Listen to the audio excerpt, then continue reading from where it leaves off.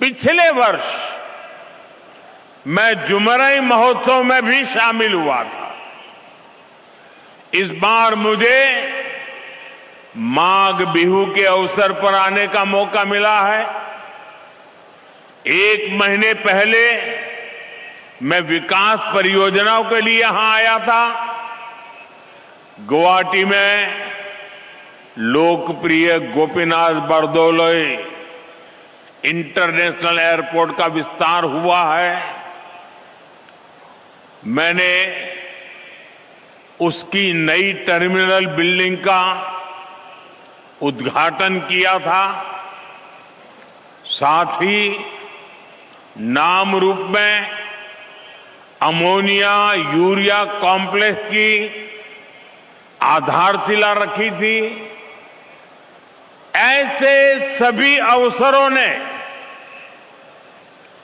भाजपा सरकार के विकास भी विरासत भी इस मंत्र को और मजबूत किया है। यहां कुछ बंधु चित्र लेकर के आए हैं और ऐसे खड़े हैं, थक जाएंगे। आप भेज दीजिए, मैं ले लूंगा। आप आगे कलेक्ट करवा लीजिए। एसपी जी के लोग, ऐसे जो लोग चित्र लेकर आए हैं उनसे ले। अगर पीछे आपका आता पता लिखा होगा तो मेरी चिट्ठी जरूर आएगी। इधर भी इस तरफ भी कोई नौजवान लंबे अरसे से कंधे में कंधा खड़ा करके खड़ा है। मैं आप सब कलाकारों का धन्यवाद करता हूं। आपके प्यार के लिए, आपकी इस भावना के लिए मैं आपका आदर करता हूं।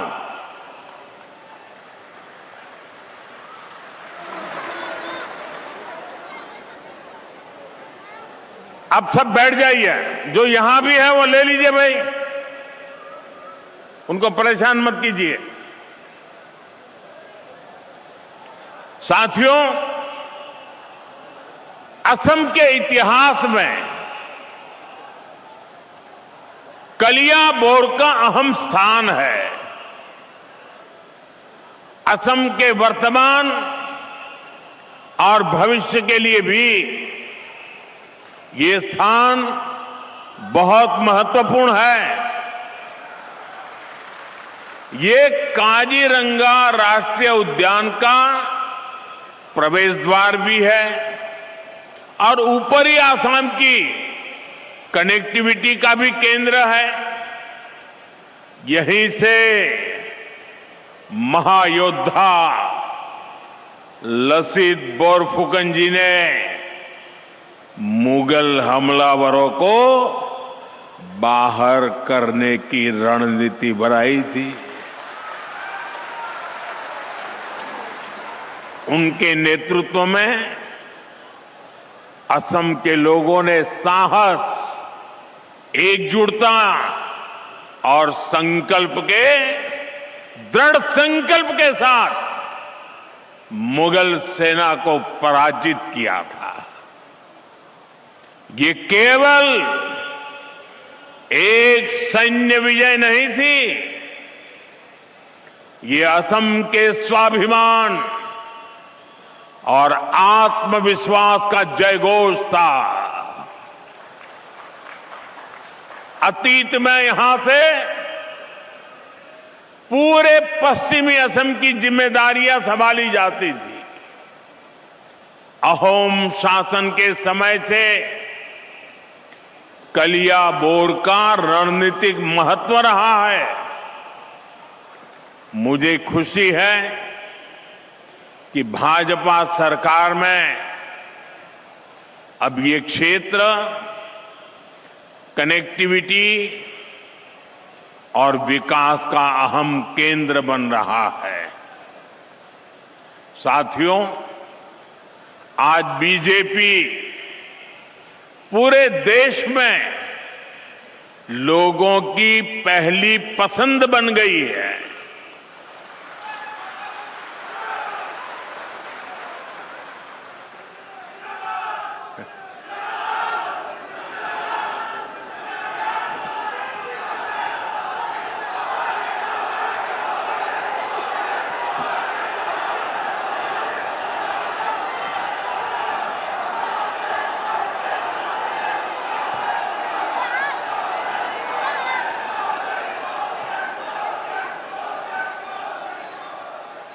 बीते 1-1.5 वर्षों से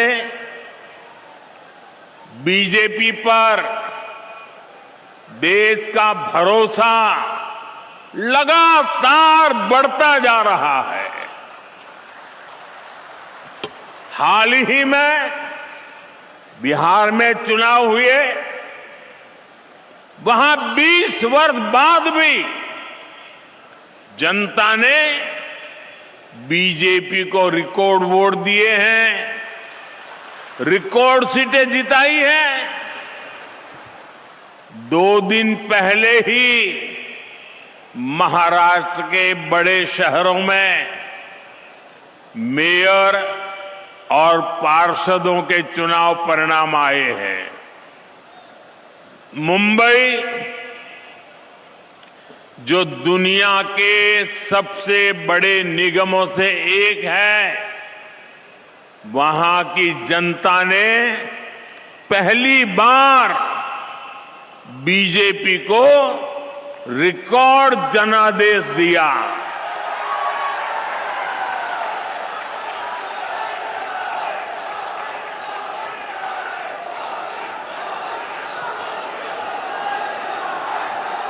देखिए, जीत मुंबई में हो रही है, जश्न काजीरंगा में मनाया जा रहा है।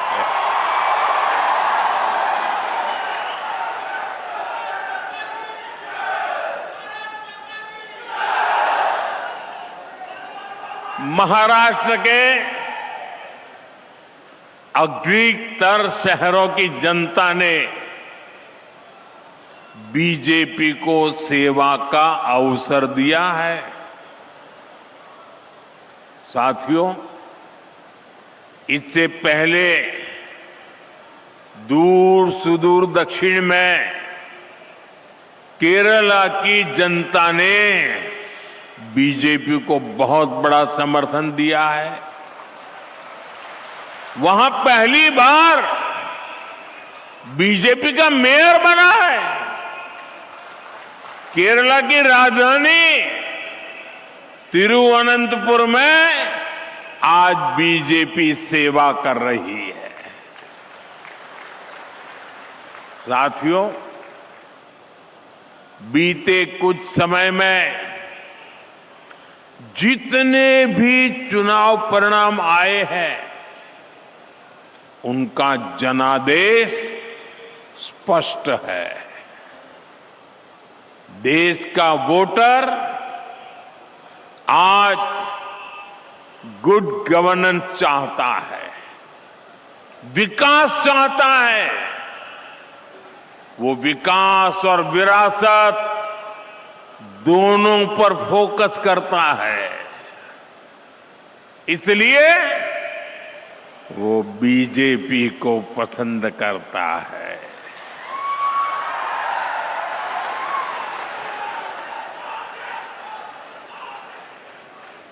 साथियों, इन चुनावों का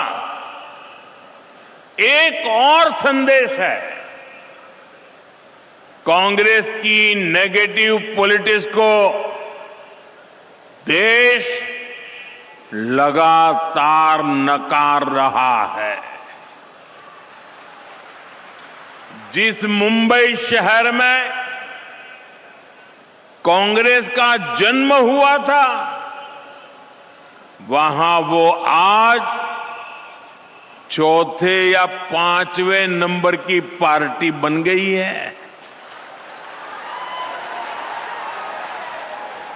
जिस महाराष्ट्र पर कांग्रेस ने सालों तक शासन किया, वहां कांग्रेस पूरी तरह से सिमट गई है।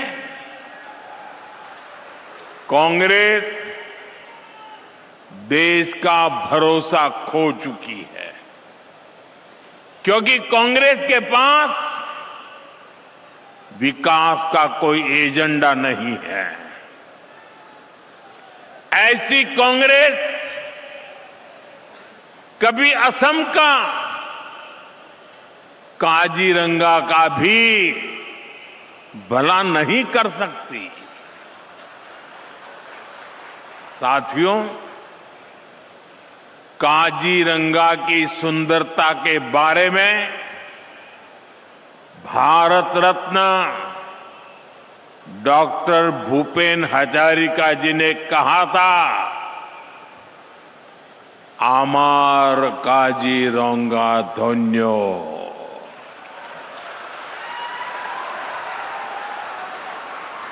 प्रकृति दुनिया कुलात खेली, आमार मोर होल पुण्यो।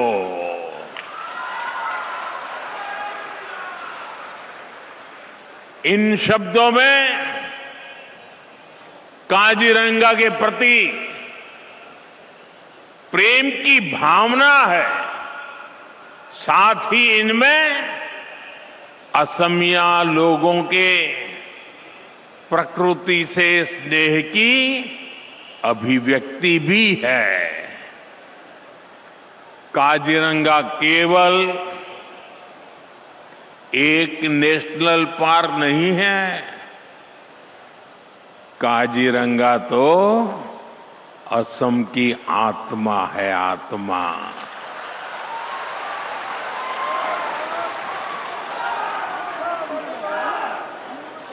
ये भारत की बायोडायवर्सिटी का एक अनमोल रत्न भी है। यूनेस्को ने इसे वर्ल्ड हेरिटेज साइट का दर्जा दिया है। साथियों, काजीरंगा और यहां के वन्य जीवों को बचाना केवल पर्यावरण की रक्षा नहीं है, यह असम के भविष्य और आने वाली पीढ़ियों के प्रति हमारा दायित्व भी है। और सिर्फ मोदी का नहीं, आपका भी दायित्व है। और इसी को ध्यान में रखते हुए आज असम की धरती से नए प्रोजेक्ट की शुरुआत हो रही है। इनका बहुत व्यापक प्रभाव होगा। मैं इन प्रोजेक्ट के लिए आपको बहुत बहुत बधाई देता हूं। साथियों, काजीरंगा एक सींग वाले राइनो का घर है। हर साल बाढ़ के समय जब ब्रह्मपुत्र का जलस्तर बढ़ता है, तब यही सबसे बड़ी चुनौती सामने आती है। तब वन्य जीव ऊंचे इलाकों की तलाश में निकलते हैं। इसी रास्ते में उन्हें नेशनल हाईवे पार करना पड़ता है। ऐसे समय में राइनो, हाथी और हिरण सड़क के किनारे फंस जाते हैं। हमारा प्रयास है कि सड़क भी चलती रहे और जंगल भी सुरक्षित रहे। इसी विजन के तहत कलियाबोर से नुमालीगढ़ तक लगभग 90 किलोमीटर लंबा कॉरिडोर तैयार किया जा रहा है। इस पर लगभग 7,000 करोड़ रुपए खर्च किए जाएंगे। इसमें लगभग 35 किलोमीटर लंबा एलिवेटेड वन्य जीव कॉरिडोर भी बनाया जाएगा। यहां गाड़ियां ऊपर से गुजरेगी और नीचे वन्य जीवों की आवाजाही बिना किसी बाधा के बनी रहेगी। एक सींग वाला राइनो हो, हाथी हो या बाघ, इनके पारंपरिक मूवमेंट रूट्स को ध्यान में रखकर डिजाइन को तैयार किया गया है। साथियों, ये कॉरिडोर ऊपरी असम और अरुणाचल प्रदेश की कनेक्टिविटी को भी बेहतर बनाएगा। काजीरंगा एलिवेटेड कॉरिडोर और नई रेल सेवाओं से असम के लोगों के लिए नई संभावनाएं तैयार होगी। मैं असम की जनता और देशवासियों को इन महत्वपूर्ण परियोजनाओं के लिए बधाई देता हूं। साथियों, जब प्रकृति सुरक्षित होती है तो उसके साथ अवसर भी पैदा होते हैं। पिछले कुछ वर्षों में काजीरंगा में पर्यटकों की संख्या में लगातार बढ़ोतरी हुई है। होम स्टे, गाइड सेवाएं, परिवहन, हस्तशिल्प और छोटे व्यवसायों के माध्यम से स्थानीय युवाओं को आय के नए साधन मिले हैं। साथियों, आज मैं असम के आप लोगों की, यहां की सरकार की एक और बात के लिए खास तौर पर तारीफ करूंगा। एक समय था जब काजीरंगा में राइनो के शिकार की घटनाएं असम की सबसे बड़ी चिंता बन चुकी थी। 2013 और 14 में एक सींग वाले दर्जनों राइनो मारे गए। भाजपा सरकार ने तय किया था कि हम ये नहीं चलने देंगे। अब ऐसा नहीं चलेगा। हमने इसके बाद सुरक्षा व्यवस्था को नए सिरे से मजबूत किया। वन विभाग को आधुनिक संसाधन मिले, निगरानी तंत्र सशक्त हुआ, वन दुर्गा के रूप में महिलाओं की भागीदारी बढ़ाई गई। इसका सुखद परिणाम भी सामने आया।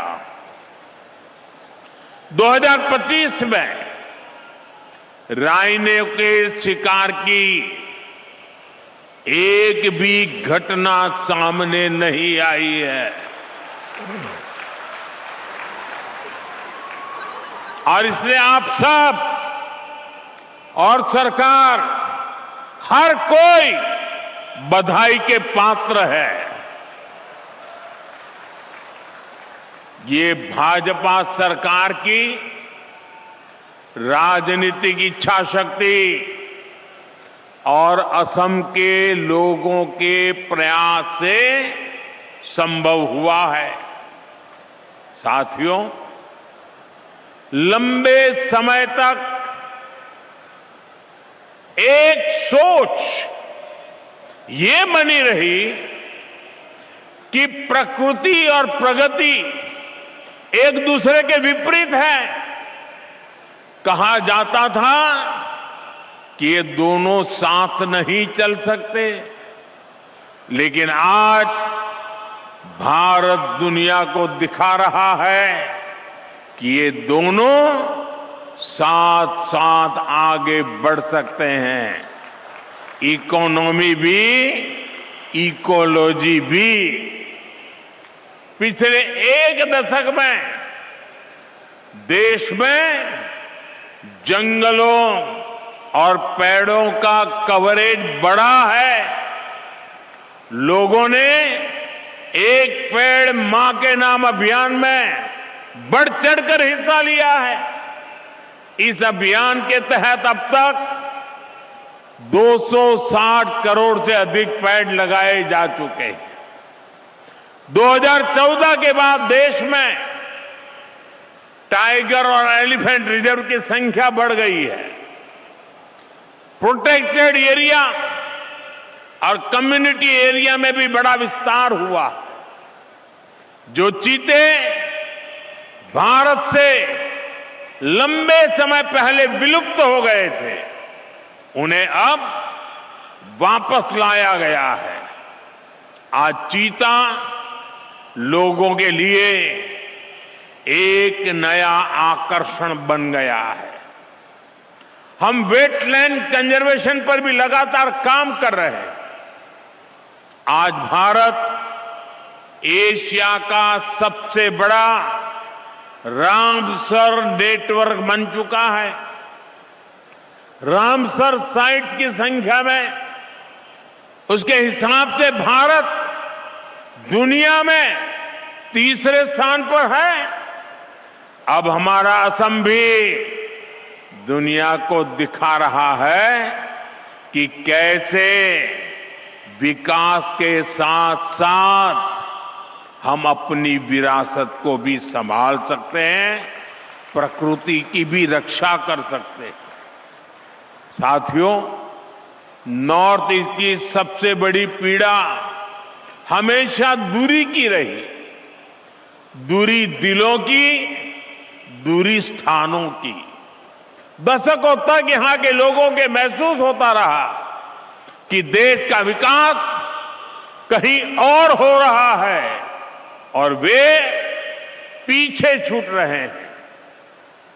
इसका असर केवल अर्थव्यवस्था पर नहीं पड़ा, बल्कि भरोसे पर भी पड़ा। इस भावना को बदलने का काम भाजपा ने किया। डबल इंजन की सरकार ने नॉर्थ ईस्ट के विकास को प्राथमिकता बनाया। रोडवेज, रेलवेज, एयरवेज, वाटरवेज के माध्यम से असम को जोड़ने पर एक साथ काम शुरू हुआ। साथियों, जब हम रेल कनेक्टिविटी बढ़ाते हैं तो इसका फायदा सामाजिक और आर्थिक दोनों स्तरों पर होता है। इसलिए नॉर्थ ईस्ट के लिए कनेक्टिविटी का विस्तार बहुत महत्वपूर्ण है। लेकिन कांग्रेस ने कभी इसकी परवाह नहीं की। मैं आपको एक आंकड़ा देता हूं। जब कांग्रेस की केंद्र में सरकार थी तो असम को बहुत कम रेल बजट मिलता था, लगभग 2000 करोड़ रुपए। अब भाजपा सरकार में इसे बढ़ाकर लगभग 10,000 करोड़ रुपए सालाना कर दिया गया है। अब मैं आपको पूछता हूं, ये आंकड़ा आपको याद रहा क्या? ये आंकड़ा आपको याद रहा क्या कि भूल गए? मैं फिर से याद कराता हूं। कांग्रेस के जमाने में असम को रेलवे के लिए 2000 करोड़ रुपया मिलता था। कितना? सबके सब बोलिए, कितना मिलता था? कितना मिलता था? कितना मिलता था? भाजपा सरकार आने के बाद असम को कितना मिलता है? 10,000 करोड़ रुपया। कितना? कितना? कितना? 10,000 करोड़ रुपया। यानी कांग्रेस जितना पैसा असम को रेलवे के लिए देती थी, भाजपा उससे 5 गुना ज्यादा पैसा असम को दे रहा है। साथियों, इस बढ़े हुए निवेश से बड़े पैमाने पर इंफ्रास्ट्रक्चर निर्माण हुआ है। नई रेल लाइनें बिछाने से, दोहरीकरण और इलेक्ट्रिफिकेशन होने से रेलवे की क्षमता बढ़ी है, लोगों के लिए सुविधाएं बढ़ी हैं। आज कलियाबोर से जिन 3 नई ट्रेन सेवाओं का शुभारंभ हो रहा है, वे भी असम की रेल कनेक्टिविटी में एक महत्वपूर्ण विस्तार है। वंदे भारत स्लीपर ट्रेन गुवाहाटी को कलकत्ता से जोड़ेगी। यह आधुनिक स्लीपर ट्रेन लंबी दूरी की यात्रा को और अधिक आरामदायक बनाएगी। इसके साथ ही 2 अमृत भारत एक्सप्रेस ट्रेनों की शुरुआत की जा रही है। इन ट्रेनों के रास्ते में असम, पश्चिम बंगाल, बिहार और उत्तर प्रदेश के कई महत्वपूर्ण स्टेशन शामिल हैं, जिससे लाखों यात्रियों को सीधा लाभ मिलेगा। ये ट्रेनें असम के व्यापारियों को नए बाजारों से जोड़ेगी, छात्र शिक्षा के नए अवसरों तक आसानी से पहुंच सकेंगे और असम के लोगों के लिए देश के अलग अलग हिस्सों में आना जाना सरल हो जाएगा। कनेक्टिविटी का विस्तार भरोसा पैदा करता है कि नॉर्थ ईस्ट अब विकास के हाशिए पर नहीं है। नॉर्थ ईस्ट अब दूर नहीं रहा। नॉर्थ ईस्ट अब दिल के भी पास है, दिल्ली के भी पास है। साथियों, आज आपके बीच असम के सामने मौजूद एक बड़ी चुनौती की भी चर्चा आवश्यक है। ये चुनौती है असम की पहचान बचाने की,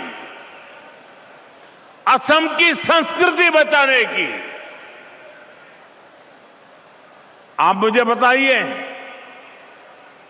असम की पहचान बचनी चाहिए कि नहीं बचनी चाहिए? ऐसा नहीं सबका सब जवाब दो। असम की पहचान बचनी चाहिए कि नहीं बचनी चाहिए? आप सबकी पहचान बननी चाहिए कि नहीं बननी चाहिए? आपके पूर्वजों की विरासत बचनी चाहिए कि नहीं बचनी चाहिए? आज असम में बीजेपी सरकार जिस प्रकार घुसपैठ से निपट रही है, जिस प्रकार हमारे जंगलों को, ऐतिहासिक सांस्कृतिक स्थलों को, आप लोगों की जमीनों को अवैध कब्जों से मुक्त कर रही है, उसकी आज बहुत प्रशंसा हो रही है। ये सही हो रहा है कि नहीं हो रहा है? ये होना चाहिए कि नहीं होना चाहिए? ये आपके भले के लिए है कि नहीं है? लेकिन आप जरा ये भी सोचिए साथियों कि कांग्रेस ने असम के साथ क्या किया। सिर्फ सरकारें बनाने के लिए, कुछ वोट पाने के लिए असम की मिट्टी को घुसपैठियों को सौंप दिया। कांग्रेस ने दशकों तक असम में सरकारें बनाई। इस दौरान लगातार घुसपैठ बढ़ती गई। और इन लोगों ने, घुसपैठियों ने क्या किया? इनको असम के इतिहास, यहां की संस्कृति, हमारी आस्था से कोई सरोकार नहीं था। इसलिए उन्होंने जगह जगह कब्जे किए। घुसपैठ के कारण एनिमल कॉरिडोर के कब्जे हुए, अवैध शिकार को बढ़ावा मिला, तस्करी और अन्य अपराध भी बढ़े। साथियों, ये घुसपैठिए आबादी का संतुलन बिगाड़ रहे हैं, हमारी संस्कृति पर हमले कर रहे हैं, गरीब का, नौजवान का रोजगार छीन रहे हैं, आदिवासी क्षेत्रों में धोखे से लोगों की जमीन पर कब्जा कर रहे हैं। ये असम और देश की सुरक्षा, दोनों के लिए बहुत बड़ा खतरा है। साथियों, कांग्रेस से आपको बहुत सावधान रहना है। कांग्रेस की एक ही नीति है, घुसपैठियों को बचाओ, घुसपैठियों की मदद से सत्ता पाओ। पूरे देश में कांग्रेस और उसके साथी यही कर रहे हैं। बिहार में भी इन्होंने घुसपैठियों को बचाने के लिए यात्राएं निकाली, रैलियां निकाली, लेकिन बिहार की जनता ने कांग्रेस का सुपड़ा साफ कर दिया। अब असम की जनता की बारी है। मुझे विश्वास है असम की धरती से भी कांग्रेस को करारा जवाब मिलेगा। साथियों, असम का विकास पूरे नॉर्थ ईस्ट के विकास के लिए नए दरवाजे खोल रहा है। असम एक्ट ईस्ट पॉलिसी को दिशा दे रहा है। जब असम आगे बढ़ता है तो नॉर्थ ईस्ट आगे बढ़ता है। जब नॉर्थ ईस्ट आगे बढ़ता है तो हिंदुस्तान आगे बढ़ता है। हमारे प्रयास और असम के लोगों का भरोसा पूरे नॉर्थ ईस्ट को नई ऊंचाइयों तक ले जाएगा। इसी विश्वास के साथ एक बार फिर आप सभी को आज की परियोजनाओं की बहुत बहुत बधाई देता हूं। मेरे साथ बोलिए, भारत माता की, भारत माता की। ये वर्ष वंदे मातरम के 150 साल एक पुण्य स्मरण करने का समय है। मेरे साथ बोलिए, वंदे वंदे वंदे वंदे।